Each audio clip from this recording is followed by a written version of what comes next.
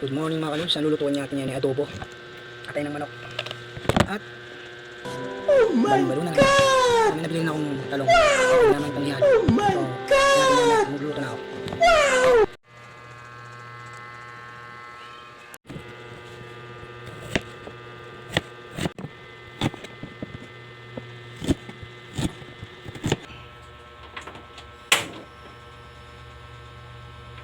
Hindi natin mantika.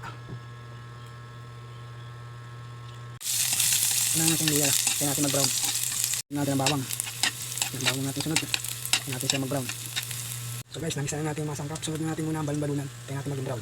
Kaya natin makalis ang natin ang balon-balunan. Kaya natin siya mag-brown. Guys, brown na po. Kaya natin itong atay. Mga kalud, sinunod ko na yung atay sa tag-isa. Para maging maluto siya. Kasi inuna ko muna yung tawag dito, balon-balunan na tag-isa para hindi madurog yung atay ng manok. So, hinuli ko talaga siya, ilagay. Guys, yung atay, Apo. Sanggot siya natin mahigit para maluto. Natin ang pampalasa, masarap. Sikretong pampasarap. Yan, ito yung laurel. Guys, lalagyan lang po natin ang toyo.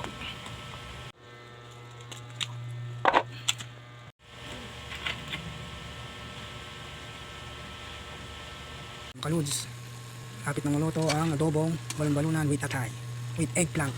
Guys, lalagyan natin a few moments later. Pampakirot, pampalasa ang sili-sili.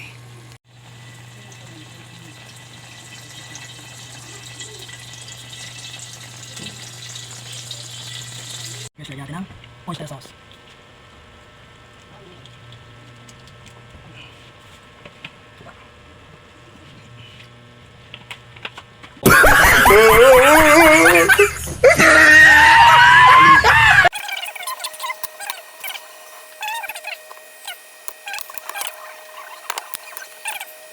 Second bite, kain.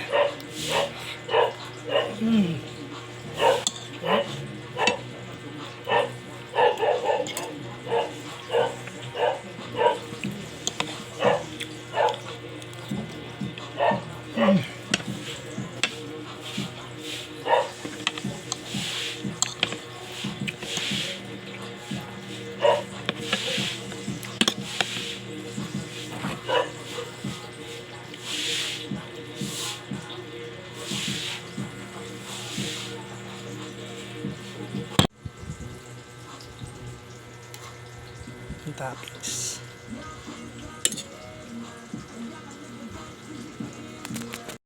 Comment below kung saan nakaabot ang video na to. So, subscribe and follow and share. Thank you.